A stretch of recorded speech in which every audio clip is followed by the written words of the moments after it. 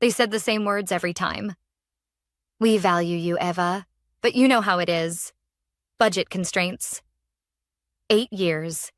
8 years of late nights, record profits, and next quarter promises. I'd generated more revenue in my division than any other manager. Proved it in numbers so clear they could have been tattooed on the quarterly report. Yet every raise request died the same death. Politely, quietly, behind HR's smile. Meanwhile, the guys in the golf club photos? Their promotions came with champagne and catered lunches. Mine came with Team Pizza Fridays and a $25 gift card to the same cafe where I worked weekends just to breathe. I used to think loyalty meant something, that if I just worked harder, they'd notice. That's the kind of lie companies love, because it keeps you quiet. The first crack in the illusion came during the annual review 3 years ago. Greg, the same boss who'd take credit for my team's innovation, leaned back in his leather chair and said, Eva, you're indispensable, but you're too valuable to promote. If you move up, who'll hold this place together? That's when I realized I wasn't being rewarded for keeping the company stable. I was being punished for it. So I started building something of my own, quietly. It began as a late-night idea, half rebellion, half therapy. A workflow platform that automated what I'd been doing manually for years, predicting revenue dips before they happened, optimizing logistics across departments, cutting human error down to nearly zero. I called it Pulse. Every line of code was written on my personal laptop. No company servers, no office Wi-Fi, no borrowed tools. Just me, coffee, and the hum of the refrigerator at 2 a.m. At first, it was just a secret. My secret. I'd tell myself it was a technical experiment, something to keep my brain from rusting. But it grew. Fast. I started testing Pulse on dummy data, and the results were ridiculous. A system that took our analysts a week could now run in 90 seconds. I kept it quiet. At work, I stayed the reliable workhorse. The Rock, as Greg liked to call me when he needed something impossible done overnight. I smiled, nodded, stayed late, and hit every impossible target. I let him believe I was burning out. The truth? I was burning brighter than I ever had. Then came the promotion that broke me.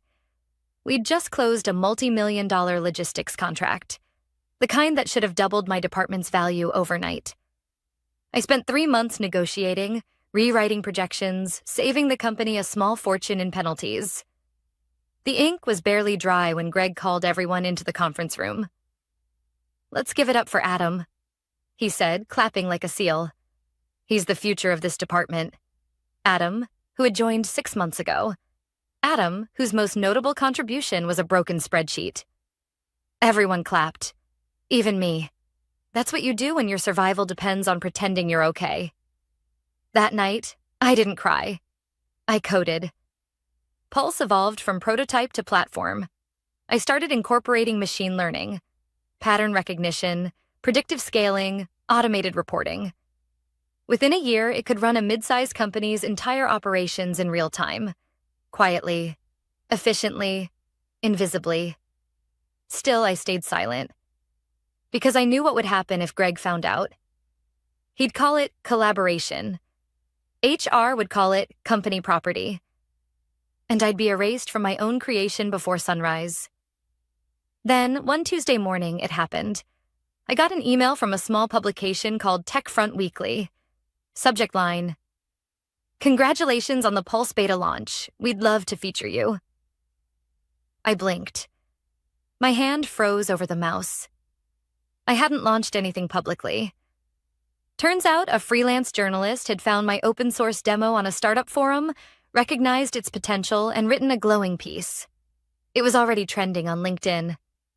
By noon, 3 companies had sent partnership inquiries. One of them was backed by a major VC. By 2 p.m., my phone lit up with a message from Greg. Eva.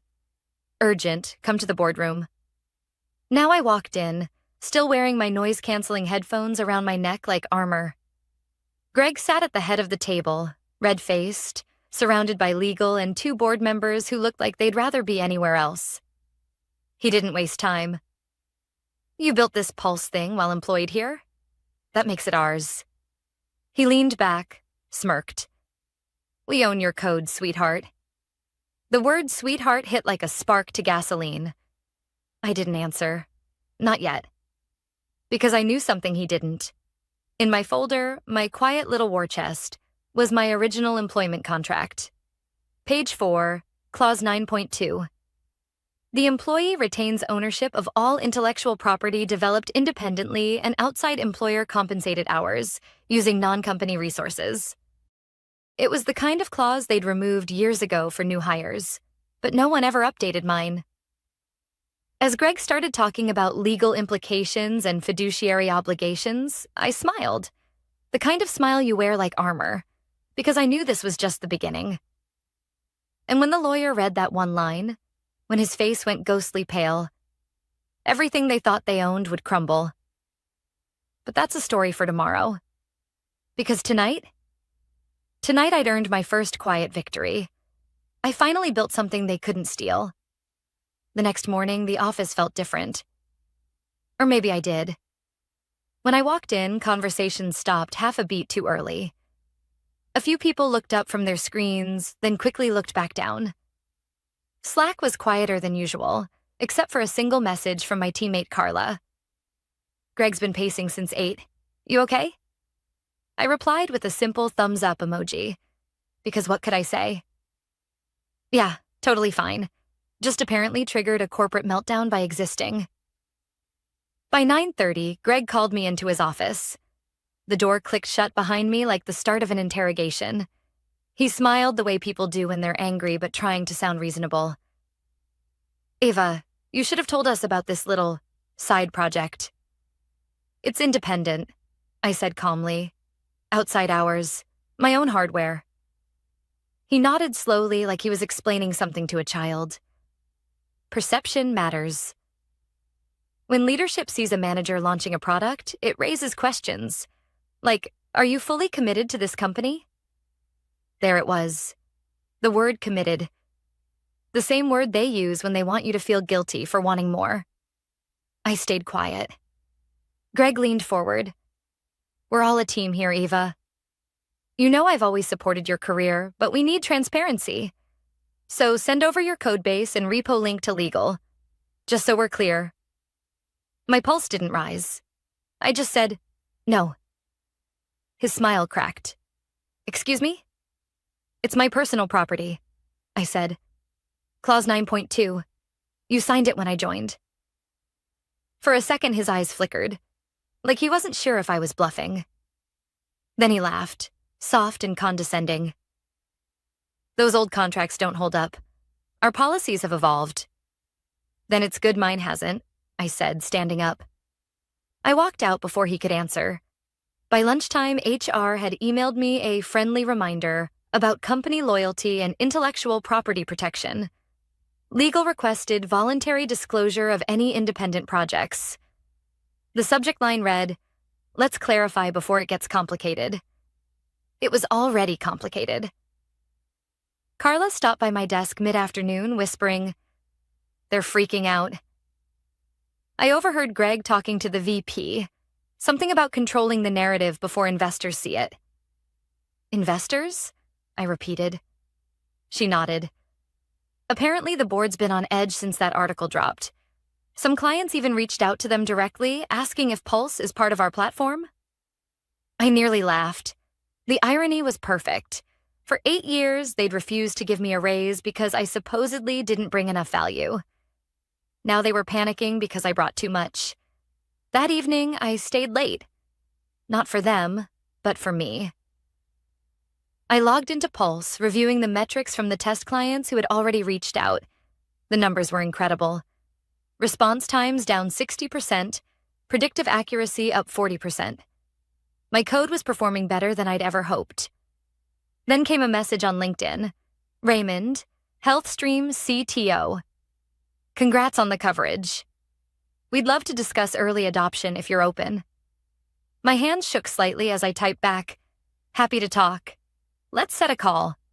When I finally closed my laptop, it was past 11. The cleaning crew was mopping near the elevators, and the office smelled like bleach and coffee grounds.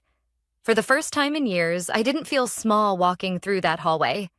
The next morning, HR scheduled an urgent sync. They smiled too much, like hosts on a game show. "We understand your perspective, Eva," said Nora from HR, her voice syrupy smooth. "But your employment agreement implies a duty of loyalty. Launching a public product could appear conflicting." I took a breath. "Duty of loyalty doesn't override a signed clause." She blinked. "Clause?" 9.2, I said. "Page 4. Behind her, the company lawyer shifted uncomfortably. He knew. They exchanged glances. Nora smiled again, tighter this time. "Well, let's not make this adversarial. Leadership values you. Leadership values results," I said. "That's what Pulse delivers." By the time I left the room, the entire HR floor had gone silent. That evening, Carla called. "Eva, rumor is Greg's setting up a board meeting. He said your project jeopardizes company interests." I stared out my apartment window at the city lights flickering like static. "Let him," I said. I spent the next few hours preparing. Backups of Pulse on 3 drives, server logs timestamped from my personal IP, screenshots of every commit, every GitHub update, all after hours. The evidence was airtight. Still, part of me trembled. Not from fear, but anticipation. I'd been quiet for so long that confrontation felt like a new language. Just after midnight, a new email arrived. From Greg. Subject: boardroom, 9 a.m. Sharp body. Bring your project details and your contract. No greeting, no signature. I leaned back in my chair, staring at the screen. For 8 years, they'd told me I wasn't worth a raise.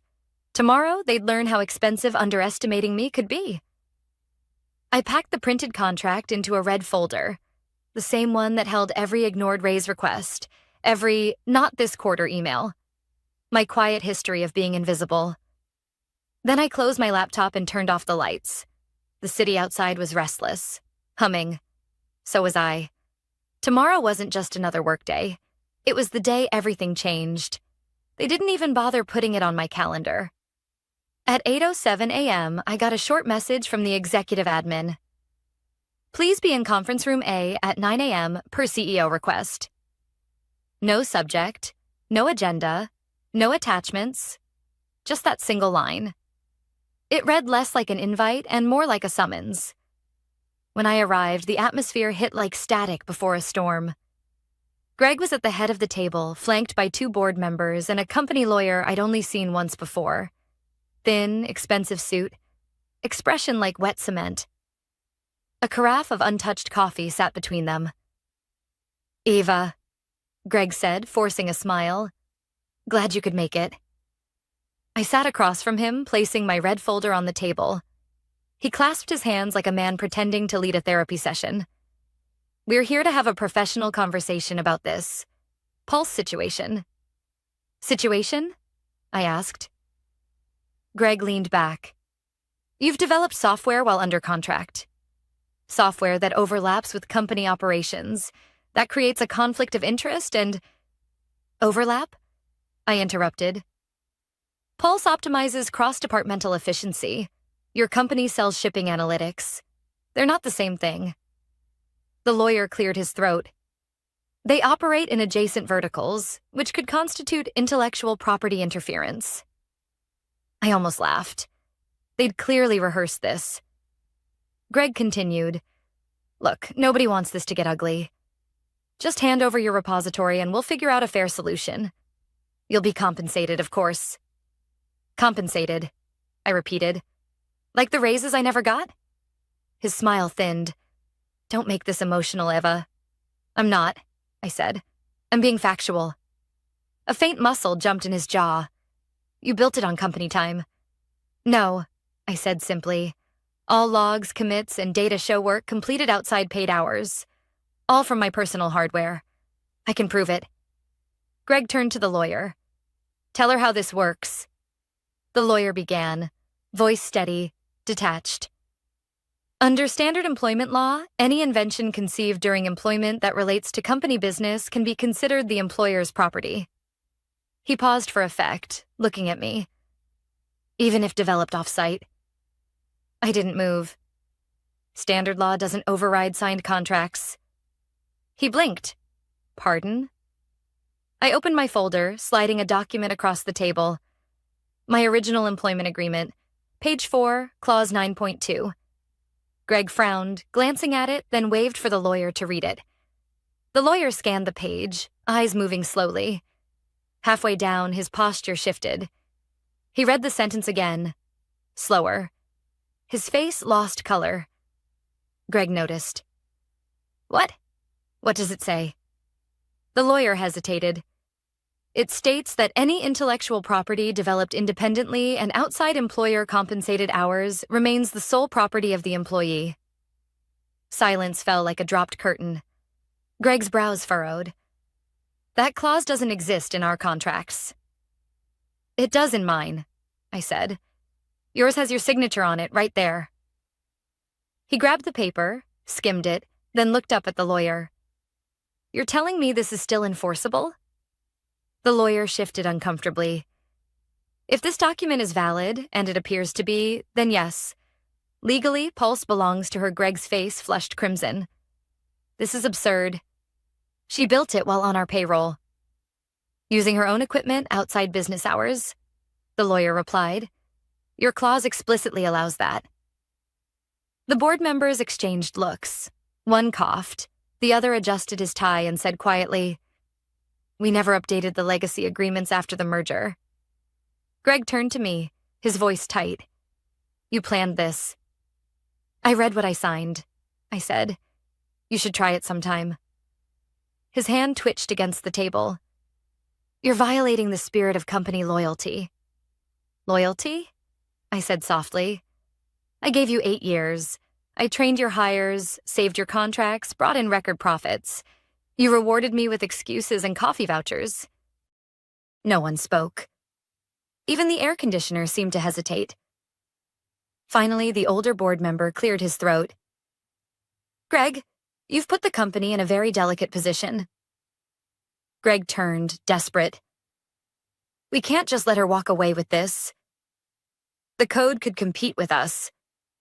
The lawyer folded the document neatly.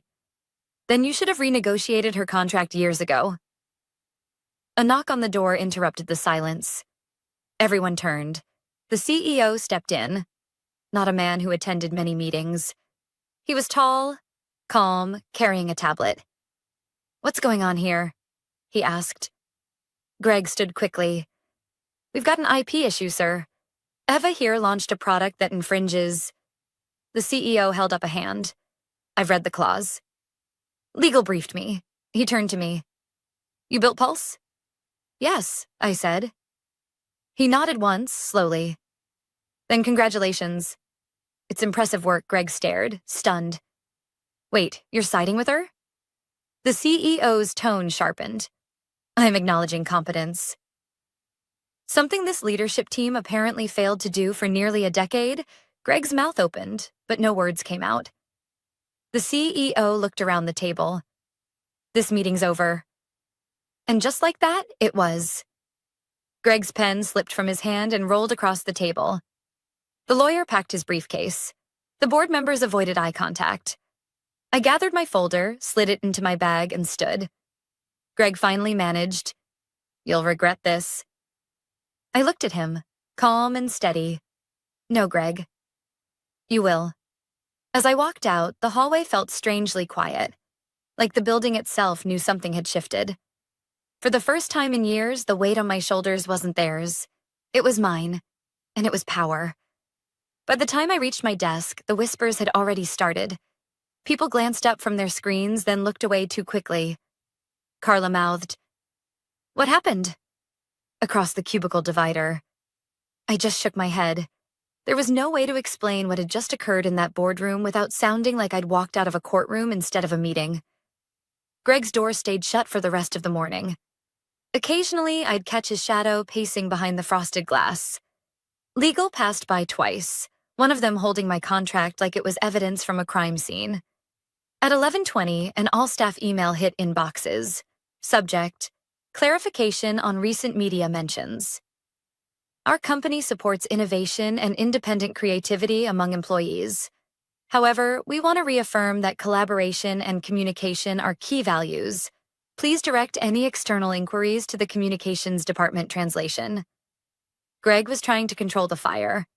I didn't reply, didn't post, didn't even log on to LinkedIn. I just focused on my work. Well, technically, my former work. Because deep down, I knew my time here was already over. Around noon, Carla appeared beside my desk with 2 coffees. I heard from someone in HR, she whispered. Greg's losing it. He told the VP you blindsided him? I smiled faintly. He blindsided himself. I just brought the paperwork. She exhaled slowly. You're kind of a legend right now. Half the office is rooting for you. That surprised me more than it should have. For years, I'd been invisible. Dependable, silent, uncomplaining. Now people saw me. Not as a team player, but as someone who finally stopped playing. By 3 p.m., I received an email from HR. Subject: exit discussion. Ava, please meet with HR tomorrow morning at 10 a.m. to discuss next steps regarding your transition. Transition, the corporate word for exile. I left the office quietly, avoiding eye contact, the folder still tucked under my arm like armor. Outside, the air was crisp, sharp with early winter. My hands trembled, not with fear, but adrenaline. That night, I opened my personal laptop and checked my inbox. Pulse's mailbox was overflowing. Partnership inquiries, demo requests, even one from a regional bank wanting to license a beta version. And there it was, an email from Charles Greer, the company's lead investor. Saw the board notes. I'd like to speak directly. Tomorrow, 7 p.m., call me. Greer was the kind of man who didn't speak often, but made people nervous when he did. I'd only seen him once during an all-hands years ago, his face projected on a giant screen as he congratulated Greg's leadership. Now he wanted to talk to me. I barely slept that night. Not from anxiety, but from ideas. Pulse wasn't just a side project anymore. It was alive, breathing, attracting attention. For the first time, I wasn't chasing validation. I was chasing possibility. The next morning, HR looked almost relieved when I walked in. Eva, thank you for coming, said Nora, offering a smile too polished to be genuine. We've spoken with leadership and we've mutually decided that a graceful transition is best for everyone. Meaning you're firing me? I said. Not at all, she replied quickly. We're offering a separation package, 3 months pay, a positive reference, and continued benefits. I folded my hands. And if I refuse? Her smile didn't waver. Then we might need to reevaluate certain clauses about competitive overlap. There it was, the threat beneath the sugar. I leaned forward. Clause 9.2 still stands. You can't touch Pulse. You can't even imply you own part of it. And if you try, I'll take that to court. And the press. The silence that followed was sharp enough to cut glass. Nora cleared her throat. We'll process your separation today. An hour later, my access badge stopped working. My inbox was deactivated. My corporate phone buzzed once before locking itself out. Just like that, 8 years of work vanished into the company's servers, archived under former employees. But it didn't hurt the way I thought it would. It felt clean, like stepping out of a cage I hadn't realized I'd built around myself. That evening, I called Charles Greer. His voice was calm, low, deliberate. I read your contract, he said without preamble. Greg's leadership has been a liability for a while. You handled yourself well. Thank you, I said carefully. I'm not calling to offer sympathy, he continued. I'm calling to offer investment. Pulse is smart, scalable. You built something they couldn't even recognize when it was right under their noses. I'd like to back it. Properly. For a moment, I couldn't speak. You want to invest? In me? In Pulse, he said, then paused. But yes, in you too. You've got what this company lost years ago. Clarity. He sent a term sheet before the call even ended. After hanging up, I sat in my small apartment surrounded by empty coffee mugs and outdated company awards, staring at the screen. My hands shook as I signed the NDA and the preliminary agreement. I thought I'd feel triumph, maybe vindication. Instead, I felt something quieter. Freedom. That night, I poured a glass of wine, sat on my balcony, and watched the city lights flicker below. Somewhere in that skyline, Greg was probably still drafting angry emails, trying to convince the board I was the villain. Let him. Because tomorrow the press would publish a headline neither of us could rewrite. Former operations manager's AI platform raises seed round led by Greer Ventures. And for once, I wouldn't be the one left clapping in the background. The morning the article went live, my phone didn't stop buzzing. It started with a ping from TechFront Weekly. Eva Jensen, former operations manager at Coraxis, secures early funding for Pulse AI, an independent workflow optimization platform. By 9 a.m., it was everywhere. The same company that once denied me every raise was now trending because their ex-employee had outbuilt them. The irony wasn't lost on anyone. LinkedIn notifications exploded.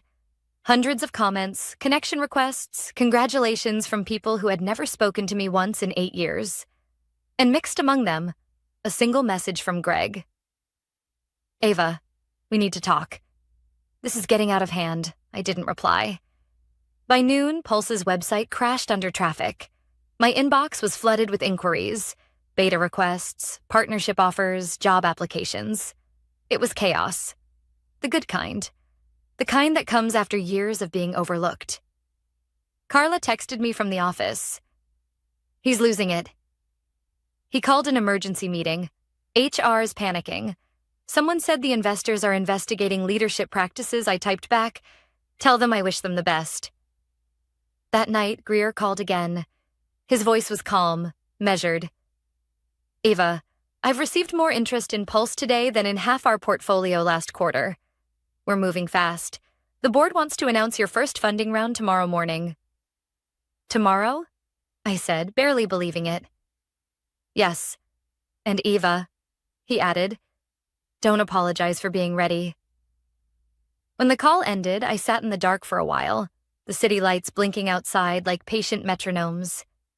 I thought of the nights I'd spent staring at code until my eyes ached, the weekends I'd carried Greg's projects while he played golf, the birthdays I'd worked through because the team needs you. For the first time, all of it felt worth it. Still, a part of me needed closure. Not revenge, just clarity. So I sent Greg one final email. I appreciate the opportunities I had at Coraxis. I learned a lot about leadership, mostly what it shouldn't look like. Best of luck to you and the team. No bitterness, no accusation, just a quiet truth. He never replied. 2 days later, Pulse officially launched.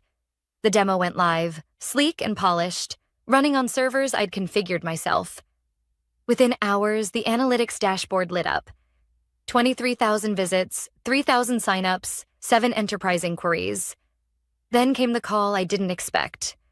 Coraxis's CEO. Eva, he said, his tone cautious, almost respectful. You've built something impressive.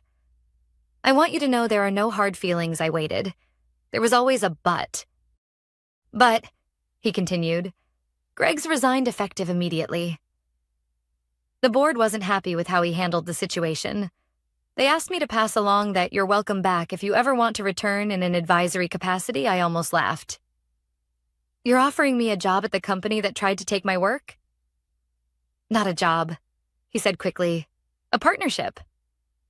I smiled to myself. I already have one. It's with myself. He hesitated, then sighed. Well, congratulations, Eva. Truly, when we hung up, I closed my laptop and leaned back. The apartment was quiet, except for the low hum of the refrigerator, the same sound that had kept me company during those long nights of coding. Later that evening, Carla called. You won't believe this, she said, half laughing. Greg's meltdown made it into the investor report. Someone leaked that board meeting transcript. The clause, the lawyer turning pale, everything I exhaled. I didn't want it to be public. I know, she said. But everyone's reading it like a survival guide. You just proved it's possible to fight back and win. That night, I walked to the small cafe near my old office, the one where I used to spend my lunch breaks rewriting other people's mistakes. The barista still remembered my order. Haven't seen you in a while, she said. New chapter, I told her. I sat by the window, sipping my coffee, watching employees in Core Axis lanyards rush down the street. I didn't feel anger anymore. Just a quiet distance, like watching a life I'd already outgrown. My phone buzzed again. Greer had sent the press release draft. Pulse AI secures $2.4 million seed funding to redefine workflow automation. Founded by Eva Jensen, whose resilience and innovation exemplify the next era of leadership, I read it twice, then 3 times, because no matter how many times I saw it, it didn't quite feel real yet. Leadership. The word they'd used against me for years. Now it was mine. Before heading home, I took a detour past the Core Axis building. Through the glass walls, I saw Greg's office. Empty. Lights off. His nameplate had already been removed. I stood there for a moment, not out of gloating, but reflection. The place that once defined my worth was now just another address. I whispered, "Thank you," under my breath. Not to them, but to the version of me who stayed patient long enough to outgrow that room. When I finally turned away, the air felt lighter. The truth was, I didn't win by fighting them. I won by outlasting them. I walked home with my hands in my pockets, the city humming around me, my future wide open. And as I passed the old bus stop where I used to check emails at midnight, I thought of the line Greg once said, "You're too valuable to promote." He was right. I was too valuable. Just not for them.